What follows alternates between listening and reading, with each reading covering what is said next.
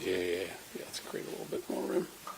House of Commons. Well done, man. Well done. Other duties as assigned. Welcome, everyone. I want to thank my colleagues from the Senate and the House, supporters of the No Political Enemies Act, which we will be shortly introducing. We are going to have a few other members, including Senator Schumer, joining us over the course of this event. But since there are so many, we'll get right to it. The shooting of Charlie Kirk was a national tragedy. It should have been a line in the sand, an opportunity for President Trump to bring this country together, to do whatever is necessary to stamp out political violence that's targeted both Republicans and Democrats, political violence that emanates from both right-wing and left-wing radicalization. But Trump and his lieutenants are choosing a different path. They are choosing to exploit this tragedy, to weaponize the federal government, to destroy Donald Trump's political opposition. They aren't even hiding what they are trying to do. President Trump himself has publicly threatened to arrest members of the Soros family simply for funding groups that oppose his agenda. Laura Loomer, maybe the most influential outside advisor to the White House, called on Trump to be a dictator and lock up and silence his political enemies. And last night, they showed us exactly how serious they are. Trump's FCC forced a major network to pull a loud Trump critic, Jimmy Kimmel, off the air, essentially saying that any media actor that doesn't say what Trump wants them to say about Charlie Kirk or Trump's policies is going to be silenced. That's censorship. That's state speech control. That's not America. Trump is making it 100% clear that he is going to ramp up his efforts to use the power of the federal government to harass and punish his critics, not because they're supporters of political violence, they are not, but because they have the audacity to openly oppose his policies. This is a standard format for every budding despot. That's why we are going to be introducing, in both the Senate and the House, the No Political Enemies Act. This is legislation that makes sure that the law is on the side of free speech and the right to dissent. Now, I wish this legislation weren't necessary, but it is now. Donald Trump right now is instructing his Department of Justice to go on the hunt for his political enemies. Attorney General Bondi has made it clear she is going to arrest people just for speech that she doesn't or the president doesn't agree with. That is bone-chilling. So we need to build new protections in court when a political opponent of the president is targeted by Trump's DOJ or his regulatory regime, simply for political speech. And so the No Political Enemies Act creates a specific defense for those that are being targeted for political reasons. It builds real consequences for government officials when they use the power of the government to target speech that is protected by the First Amendment. And it gives an ability to recover attorney's fees when someone is the subject of government harassment.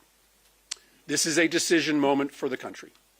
Conservatives who say that they support democracy and free speech need to speak up right now. Our Republican colleagues need to put the health of our democracy before loyalty to their leader. And this legislation, supported by a wide cross-section of free speech advocates and groups all across the country, is a tool for us to rally around. Again, I thank my colleagues for being here to step up and rise to this moment and support this vital legislation. And with that, I'm going to introduce Senator Schumer. Thank you. And let me thank Senator Murphy for his great leadership and all my colleagues for being here today. First, let's be very clear. Political violence has no place in America. But let's also be clear. The Trump administration campaign of threats against civil society and free speech, this is an assault on everything this country has stood for since the Constitution's been signed. One of the great hallmarks of our country is free speech, whether you agree or disagree. And this administration is trying to snuff it out. They don't want people to even speak. when they don't like what they say. That is the road to autocracy. The U.S. was built on the right to free speech, and some of us might not even agree with the expansive definitions that some of the courts have done on things like Citizens United. But it's a hallmark of America. It's a hallmark of America. And the right to organize, to advocate, to petition your government, those words, no matter what the views are. That's the beating heart of our democracy. And there's an assault on democracy coming out of the White House and their allies. We see more evidence of it every day. Those who break the law, of course, resort to any source of violence, got to be prosecuted to the fullest extent of the law. But using the tragic death of Charlie Kirk as an excuse to supercharge a political witch hunt against critics is abhorrent, obnoxious, and as un-American as it gets.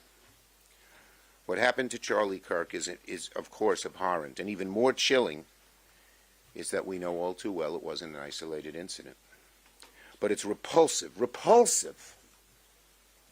that the Trump administration is perversely using this awful death as a predicate to supercharge their long-standing campaign against political opponents. How low can they go? Every day you wonder, and they go even lower, and this is unfortunately a very, very glaring example of just that. It's not a new campaign. They've been engaged in an ever-escalating campaign to use the mighty power of the federal government to attack civil society. Whether it's Jimmy Kimmel, civil society organizations, or the Trump administration's perceived political enemies, its crusade is unending.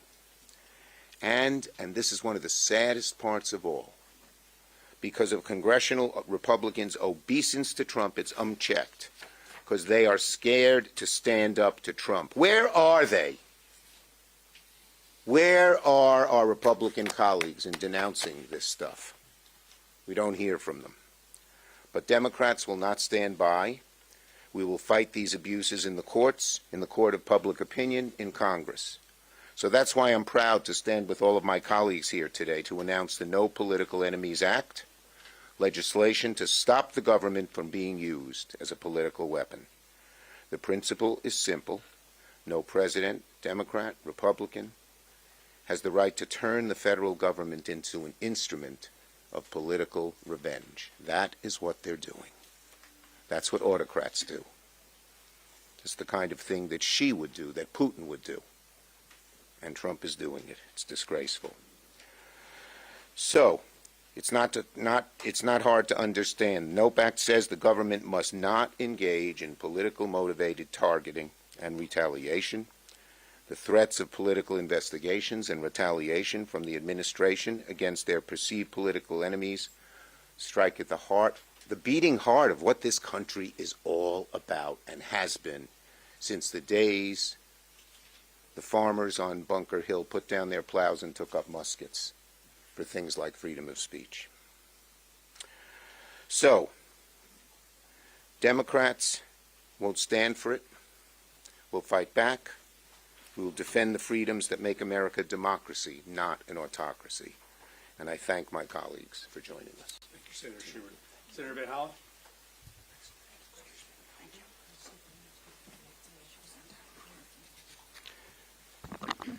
I want to start by thanking Senator Murphy, my fellow senators and fellow House members for advancing this initiative to protect First Amendment rights in the United States of America.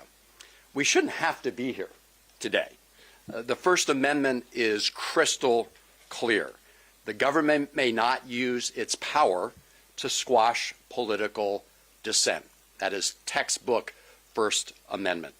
But that is what President Trump has been doing since the beginning of his administration, and now they've announced their intention to dramatically step up that effort. In the aftermath of the terrible murder of Charlie Kirk, President Trump could have united the country. He could have united the country behind the simple principle that political violence is unacceptable regardless of the source. Instead, he and his lackeys in the Trump administration, at the DOJ, at the FBI, at the FCC, and elsewhere, have decided to weaponize that horrible murder for his own political purposes, to use government power to crack down on dissent and to go after his critics. This is not new for this administration. You know, Donald Trump claimed to be a champion of the First Amendment at the same time he was locking up students for exercising it, and the Trump administration has been going after universities and law firms and media outlets for political purposes, targeting them for political reasons. But this new attack on free speech is now accelerating. Trump and his Attorney General have vowed to go after groups and organizations whose views they disagree with. Just the other day, FCC Chair Brendan Carr threatened Disney, ABC, and Jimmy Kimmel. Here's what he said. I'm going to read one line from what he said. He said, quote, "We can do this the easy way or the hard way. These companies can find ways to change conduct and take action, frankly, on Kimmel, or there's going to be additional work for the FCC ahead." That is a textbook example of violation of the First Amendment, using government power, abusing government power. The FCC chair essentially threatening to use his power over licenses and mergers to pressure companies to fire Kimmel. Shamefully, ABC fell in line. They capitulated. They didn't have to, but they did.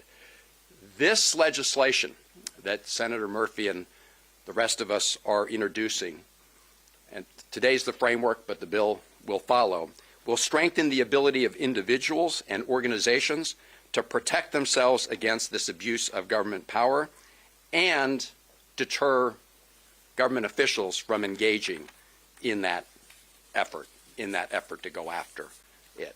That's why we need to pass this legislation. We have to stand with those who stand up against illegal bullying by Donald Trump and his administration, because bullies, they try to pick people and organizations off one by one until there's no one left to stand up for anybody else. And those who capitulate and those who appease that effort simply put the rest of us and our rights at risk. That's how dictators, that's how kings, that's how authoritarians rule. The First Amendment was established out of the bitter experience of individuals being locked up by King George I, King George II, and King George III, simply for criticizing those kings. We fought a revolution in this country over that, and we're not going back. As I said at the beginning, we shouldn't have to be here, but we will not be silenced, and we must protect the First Amendment and political dissent. That's what this bill, that's what this initiative will do. And I thank my colleagues. Representative Crow.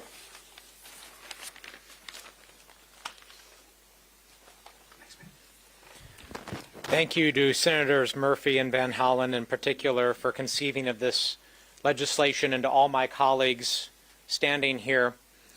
We stand here united against political violence, condemning it in all of its forms and all of its motivations. And we stand here united in the breach, in defense of the American right to speak, to protest, to dissent. I went to war 3 times for this country. I swore many oaths to protect the Constitution, to protect this nation when I did so. And when I did that, I did it knowing that I would be called upon potentially to give my life in defense for people to say things that maybe I disagreed with. Because that is who we are. That is what generation and generation of American before us has done, has sacrificed and sometimes given their lives. So we can disagree, we can debate, we can find that path to a more perfect union. And right now, we are facing an unprecedented assault against that very value. What is more American than the ability to stand up and question authority? The ability to stand up and debate and to speak. The reason why that's so fundamental is that none of us have a monopoly on getting it right all the time. I don't. Democrats don't. Republicans don't. Nobody gets it right all of the time. The beauty in our system is that we can have that push and pull. People can speak up and be protected in doing that. But what we see out of Donald Trump and his lieutenants, like Stephen Miller and Laura Loomer, is an unprecedented assault on that very right. Fear and intimidation. An effort by them to say who can speak up and who cannot. An effort by them to say, and only them, who's a terrorist and who's not. Who has the right to speak and who doesn't. Power is always cyclical in America. And the reason why we protect it for everybody is that the minority and those not in power, now it's us, but sometime in the future it'll be somebody else, have that right to question us, to push back. And if we lose it, we all lose it. So every American, Democrat, Republican, and Independent must stand up in this moment to say no.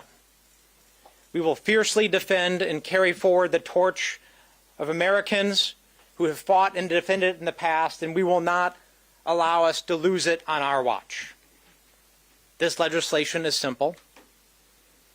It says that if you are a civil servant, if you are doing the work of this nation, to protect our food, to make sure plans land safely, to defend our country in uniform, that you also have the right to speak up and question authority. Because we will all be better off if we can say that. So we ask, we implore conservatives, independents, progressives, everybody to join this effort, because now is the time. Thank you. Senator Smith.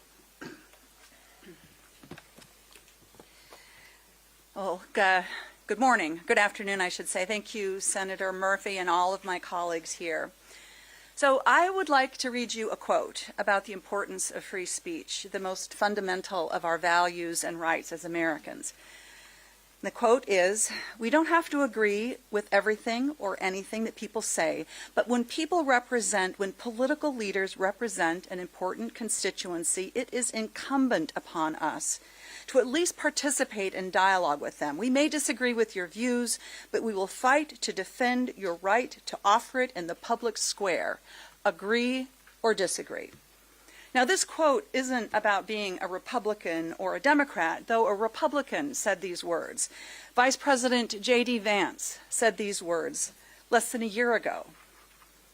But any of us could have made them, could have said this same thing, because they express that most American of values, that in this country, we can say whatever we think, whatever we believe, and we don't have to worry about the high and mighty leader that we may offend. Our rights as Americans is to annoy and even offend whomever we like. Our speech, our words, our principles are protected. So as long as you're not making an actual threat, as long as you're not inciting violence or yelling fire in a crowded building, we can say whatever the hell we want about presidents and kings and about the rich and powerful. But we are losing that, and everyone can feel it. Just this morning, I was on the radio with a talk radio station in the upper Midwest, up in Fargo-Moorhead. This isn't some left-wing program. It's in Fargo-Moorhead. And as I was waiting to get on, I had a chat with the producer, and the producer said, "Senator, I didn't think that this could happen, but we are afraid that they're going to come after us, that we're going to get taken off the air." And that is not paranoia. When you see that the FCC, just as one example, how they are bringing the full force of the federal government down to silence the president's critics, that is not paranoia. Who wouldn't be afraid? We have been in a fever dream these last months, an escalating rampage of one side of our deep political divide trying mightily to exert maximum pressure on the other side, even at the cost of free speech. This is the balance of power that defines our Constitution. This is happening even at the cost of our more perfect union. And what we are doing today is we are saying, stop it, enough. We are at this moment in this great democracy, this great imperfect democracy, where we actually need to spell out clearly that there will be costs when the federal government tries to go after people and organizations in our civil society and take away their rights to participate and to speak out. We are saying enough. That must be what we protect in this government, in this country. Today, my Democratic colleagues and I are saying we respect your right to say what you believe, and we're going to protect your right to do and say what you believe. That is what this legislation is all about, because that is what free speech means in this country. Thank you. Senator Padilla. Thank you, Senator Murphy, and all of my colleagues for leaning in at this additional critical moment. This is the United States of America, where since the beginning we have protected free speech. That's why we're here today, because we have a president and an administration that has been weaponizing the government against their critics, plain and simple. An attorney general who is vowing to prosecute Americans for what she alone deems hate speech. A president who threatens a reporter with prosecution for asking a question about that. And Donald Trump personally suing the New York Times and the Wall Street Journal for publishing stories that he doesn't like. And just last night, ABC announcing they're pulling down Jimmy Kimmel's show following the pressure from the chairman of the FCC. Now, what happened to Jimmy Kimmel last night, and Stephen Colbert for that matter, isn't just about one comedian or one television personality or any one network. It's about whether we as Americans still have the freedom to laugh at those in power, to question authority, and to tell the truth without fear of retribution. Now, history shows us that when leaders start silencing entertainers and journalists and critics, it's not because they're strong, it's because they're weak. So we have to ask, what is this administration afraid of? They're afraid of accountability, plain and simple. They're afraid of being questioned and their record being held up to the light. Because when the record is exposed on health care, on the economy, on corruption, they know the American people won't stand for it. And so make no mistake, they are looking for excuses to crack down on dissent. I'm proud to represent California, and California knows these efforts far too well. We've seen Trump respond to overwhelmingly peaceful protests in Southern California to federalize and send in National Guard troops and then deploy the Marines into an American city.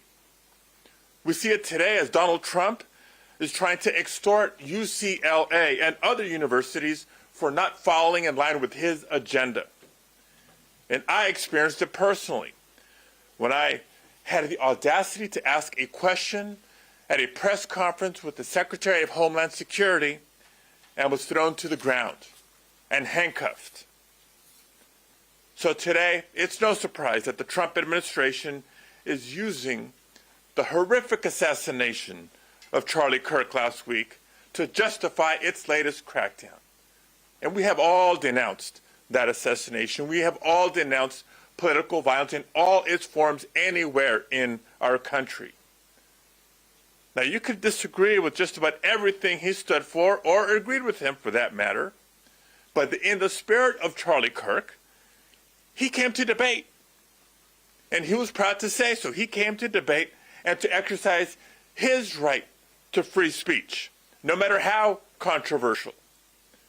So we're here to help protect that right for all Americans through legislation to prevent the President of the United States from punishing people for constitutionally protected speech. Because the day that we stop fighting for our rights is the day that we lose them. And we're not going to go quietly. Thank you, colleagues. Thank you, Senator Murphy. Thanks, Alex. Senator Booker. My mom talks a lot about this memory she had as a little girl in Detroit, Michigan, where she would be woken up in the middle of the night to help a black family or a black person take shelter in their basement apartment while they got them food and supplies to get them over to Canada. And when I was young and growing up and first started hearing these stories, I said, why did you need to help black families escape into Canada? And my mom and my grandparents would tell me that it was because in their southern communities they said something to someone that offended some authority, some social mores, and they faced vicious reprisals. So much so they'd have to give up their jobs and their families and flee the government and those that they were enabling, who would terrorize and target those people. And it was so bad that they felt the only safety for these people was to get them out of America.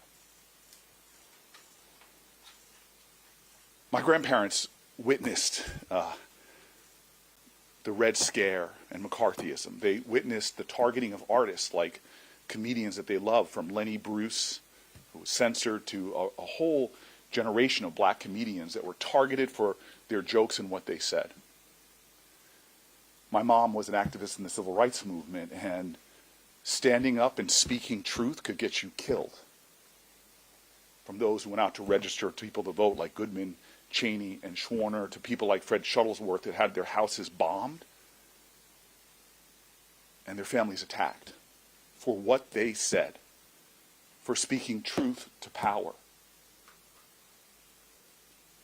I'm proud of my family. I'm proud of the fact that my grandparents, at a terrible time in our country's history, did actions of defiance, defense, and actions of democracy.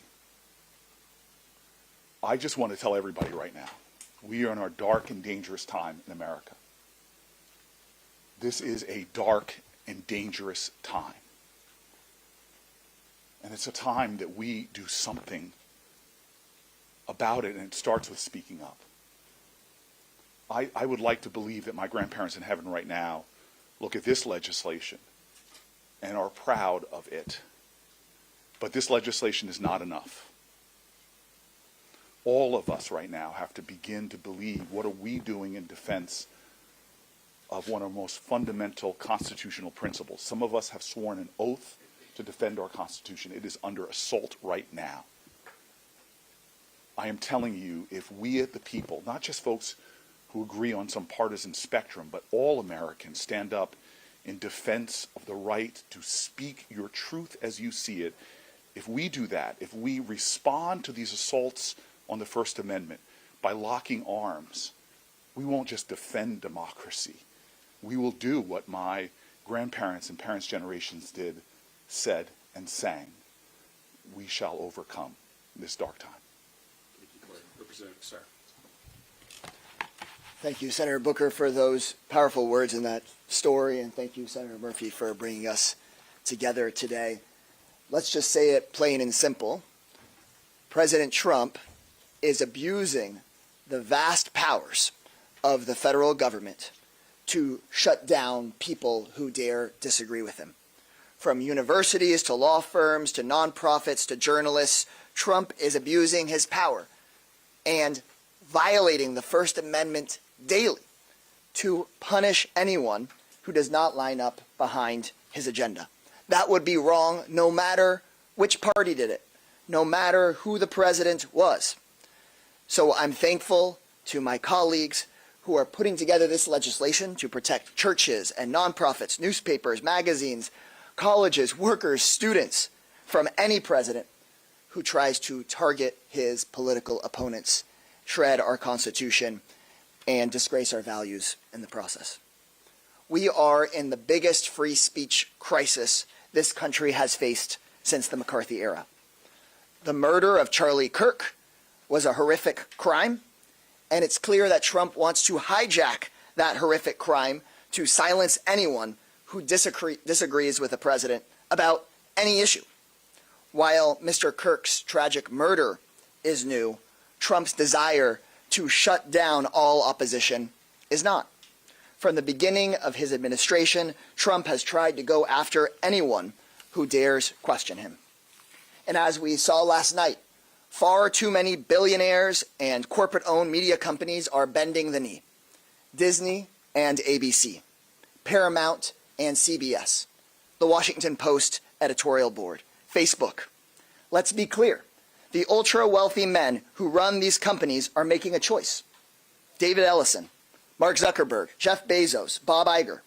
These men are enriching themselves, auctioning off the United States' First Amendment to a wannabe tyrant. We have to ask ourselves that if Watergate happened today, would our biggest news outlets be allowed to run the story? Or would a billionaire owner decide that crossing the administration just isn't worth it for his bottom line? If you're watching at home, please know this is not just about the rights of a TV host or a big university. Trump and his billionaire buddies want to silence dissent so that they can run the country for their own benefit. First, it might have been they came after students and professors. Next, it's media companies and journalists. After that, it's churches and nonprofits. After that, it's you. It's all of us. Remember that Donald Trump did not turn against Jimmy Kimmel because of anything he said this week. He turned against Jimmy Kimmel when 8 years ago, Mr. Kimmel spoke up about stopping Trump and Trump trying to take away the Affordable Care Act from millions of Americans. That's what's at stake in this moment. The ability of the American people to speak out against the billionaire takeover of our government and be heard. Thank you. Thank you. Thank you, Senator, and thank you, Representative Crow, for bringing us all together today to show the American people that we stand shoulder to shoulder and in a large group and in a united way to protect our First Amendment rights. The Constitution is not a buffet. You don't get to pick and choose what you like and ignore the rest. The Constitution is absolute. It is binding, and it is our sworn duty to protect and defend it, all of it. We didn't use the tragic murders of Melissa and Mark Hortman to rip apart the Second Amendment in June. And we cannot and we should not use the murder of Charlie Kirk to rip apart the First Amendment in September. We must restrain ourselves collectively, all of us, from twisting tragedy into an excuse to punish our political enemies, to muzzle the press, to silence dissent, or to pressure schools and businesses and the military into purging voices that we might not like. That's not justice, and that's certainly not freedom. To be honest, that's tyranny. So I want to take a moment to speak to my colleagues in Congress. Yesterday was National Constitution Day, and Rep. Goodlander and I spent some time passing out hundreds of constitutions, copies of the Constitution, to our colleagues, reminding our colleagues that it is National Constitution Day and that we swore an oath, not to a party and not to a president, but to that Constitution, to that document, and to the people that we serve, even those who oppose us and even those who dislike us. And if we collectively keep smashing the foundations of this, our democracy, for short-term political gain, there won't be anything left for all of us to stand on. I know that a lot of people are out there actively cheering on this administration's attack on the liberal organizations, the strategy to silence and punish them. And that's your prerogative. That's your right. That's your freedom. Although I do think, as those before me have mentioned, that targeting or curtailing free speech is and always will be the wrong choice over the long run. And you will be on the wrong side of history for supporting this campaign. So to my colleagues, I implore you to stop now with the silencing, to stop now with the dividing, to please stop with the destruction, because the cost is far too high for all of us. Benjamin Franklin, a famous American, a famous Pennsylvanian, and a famous Philadelphian, wrote that freedom of speech is a principal pillar of a free government. When this support is taken away from us, the constitution of a free society is dissolved, and tyranny is erected in its ruins. So for 250 years, we've held strong in the face of this tyranny, and we must, for the next 250 years, hold strong too, because we all know this American experience is worth the effort. Thank you for the opportunity to speak. Thanks, Chris. Representative Frost. Good afternoon. My name is Maxwell Alejandro Frost. I proudly represent my hometown of Central Florida here in the United States Congress. I want to thank Senator Chris Murphy and Congressman Jason Crow for their leadership on this important legislation to fight back against the Trump administration's attacks on the most fundamental freedom that we have as Americans, the freedom to speak, to dissent, and to criticize our government without fear. We should all be very fearful and scared of what we're seeing happening in this country right now. This administration is scaring people into silence, ridiculing reporters and blocking them from the White House, suing and extorting settlements from the media, threatening ABC over Kimmel, taking funding from nonprofits, intimidating businesses who cave to their demands. We need to be asking what will be left of this nation when the Trump administration is finished. And this isn't even about left versus right. It's about, and it's not even about silencing certain political leaning. We've seen even right-wing news mainstream media outlets that are too scared to even question him at the most basic parts. This is about silencing criticism of Donald Trump, who believes that he's a king. Donald Trump doesn't want a democracy, he wants a throne, and his cronies are clearing the way. The president and his lapdogs here in the United States Congress, the vice president, the FCC chair, the attorney general, secretary of state, and congressional Republicans are implementing a dangerous agenda to punish their opposition. Fascism is not on the way, it is here. The First Amendment is how generations of Americans, from civil rights activists to labor organizers, American worker, LGBTQ plus activists, have fought for progress, and it is our power. And I say this as someone who has protested on the streets of my district, has been tear gas, mace, arrested, and jailed in the jail I now represent in Congress. So this is very personal to me. We cannot let the fear of speaking out become normal. We cannot allow truth-telling become a crime, and we cannot let them silence us. The NOPE Act is about strengthening the laws that protect the people from an administration that fears truth and fears democracy. An administration that wants to divide our nation, divide the working class, to distract from the fact that they're doing everything they can to enrich billionaires and to enrich mega corporations. That's exactly what happened with Jimmy Kimmel last night. The Oversight Committee will have more to say about this, what happened last night. But look no further than the fact that Sinclair is in the middle of an acquisition that the FCC has to approve. All of this ties back to money and people enriching themselves and bending the knee to Donald Trump to make it happen. This bill will give us another tool to fight back. And while congressional Republicans lie down and do nothing and enable this, Democrats will be advancing this bill, launching investigations, sending subpoenas to expose the ever-mounting corruption. When we don't have all the power we want, we use all the power we got, and that's what this bill is about. When we use every tool we have, especially our freedom of speech, to stand up to the onslaught against the American people, we can win, and I encourage my Republican colleagues to join us on this. Thank you. Thanks. Maxwell, I'd be happy to take any questions. Senator Murphy, it's not only just President Trump who's doing this. A lot of your Republican colleagues in the House tried to censure Ilhan Omar last night. They're calling people's employers.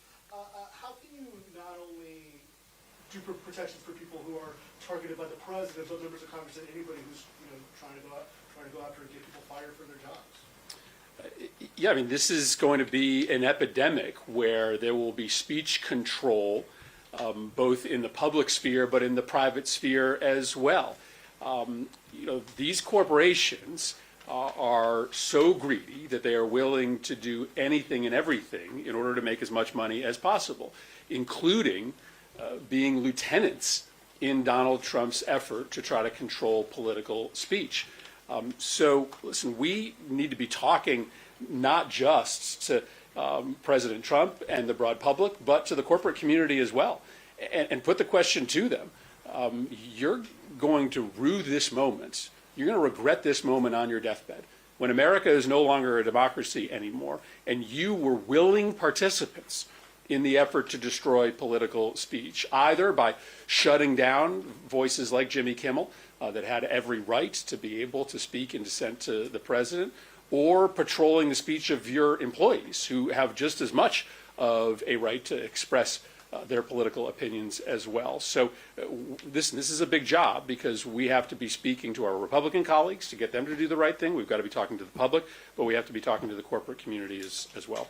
Senator Murphy, thank you. I know where you stand, but is your leadership willing to shut down the government? Because, as you know, you all fund the FCC over this. I mean, they need your votes to keep the lights on. Well, listen, Republicans won't even talk to Democrats right now about how to keep the government open and operating. So right now, it's clear that the Republicans are gunning for a shutdown, because if they wanted to keep the government open and operating, they would be having conversations with Democrats. I'll just speak for myself. I do not think Democrats have an obligation to fund the destruction of our democracy. And so, of course, for me, I am going to require that there be at least some modicum of protections for democracy in any budget that we pass. Obviously, why would we write a budget that the president isn't even committed to implementing? Why would we fund this level of lawlessness at a moment that the country is under threat? I guess that wasn't the right answer. So, go ahead, we'll take a couple more. Okay, so if Democrats were to get the gavel before Carr's term is over, what does that mean? Schumer has called for him to resign. So do you guys have any powers or see a path forward for, I don't know, handling the Carr situation? Well, it's been pretty remarkable how honest Brendan Carr has been. He's making the rounds of right-wing media, essentially celebrating the fact that he is using in an illegal manner the power of his position to shut down political speech. He really doesn't talk too much about, hate speech or violent speech. He just is clear that he's trying to silence progressive voices. I think that creates a real political problem for the president, but also a legal problem for the FCC. So the more that Brendan Carr talks, the less likely it is that their actions are going to be able to hold up in court. Senator, one argument that we've heard from some conservatives today regarding Jimmy Kimmel is that the Biden administration did the exact same thing when they pressured companies like Meta and Google last year to censor, in the last few years, censor information related to COVID. So what would you say to your colleagues who are saying this? Yeah, that's simply not true, right? To try to equate making sure we get out good information and appropriate information versus the propaganda and the misinformation and the lies that are being put out by this administration are simply not the same thing, right? We're looking for freedom of speech. We're looking to protect it for everybody. And what we're seeing is an unprecedented effort to crack down on all speech. As our colleagues said, almost regardless of the source, right? Right now, it's Democrats and it's progressive organizations, but it also has been conservative organizations. It's anybody who dares question the authority of this president, whether there's an R or a D or a U behind your name. Right into the first question, this is not just a story about a runaway president who's looking to abuse and consolidate power, right? Because that actually was envisioned in the Constitution. And that's why the Constitution was built the way that it was, to distribute that power. Because there are a lot of people who do have power. The majority of this Congress has the power to stop it right now. Big businesses, universities, law firms, media conglomerates, they face a choice. They can stop it and stand in the breach right now. But if they don't right now, 3 months, 6 months, 1 year later, everybody starts losing that power over time. So now is the moment to use it. Take one more clip. Thank you, appreciate it. I'm trying to sneak into the White House reporter trick, so I'm happy not to do that. I'm conscious of that, is what I'm saying. Two questions, as a reporter. Two questions, one, in terms of what you all can do, you said that, some said the FCC commissioner should resign, but should he be impeached? That is potential motion on the floor that could be accepted for House members especially. Number two, what is Democrats' responsibility for the rhetoric right now? We heard your fellow member, I'm sorry that he left, talk about fascism, saying we're having fascism now. We know the suspected shooter in Utah had the word fascist on supposedly one of the rounds of artillery. Republicans say that Democrats are part of the problem right now because of using words like Nazis and fascists. Those are the two questions. Well, listen, we have to tell the truth. And the truth is hard to hear right now. The truth is that Donald Trump is trying to destroy our democracy. He is trying to silence free speech. He is acting in a way that is scarily similar to many would-be despots all across this world, all across history, who have tried to transition a country from democracy to autocracy. And so we have no obligation to sugarcoat the gravity of this moment. The only way we save this nation is if the people of this country rise up in peaceful protest, if they mobilize all across America. These companies won't really think twice about their money grab until they know that the American people are firmly on the side of protecting free speech. And so the only way that you build that kind of mobilization is to tell the truth. So this is another tried and true tactic of despots, is that they label any criticism of them as hate speech or terrorism or incitement to violence. This is how democracies disappear, is that you allow the regime to create terminology that essentially invalidates the ability to speak truth to power, and we're not going to let them silence us. I don't know if you want to take the. Yeah, great. All right, thank you, everybody. Appreciate it. Thanks, guys. Thanks, everybody.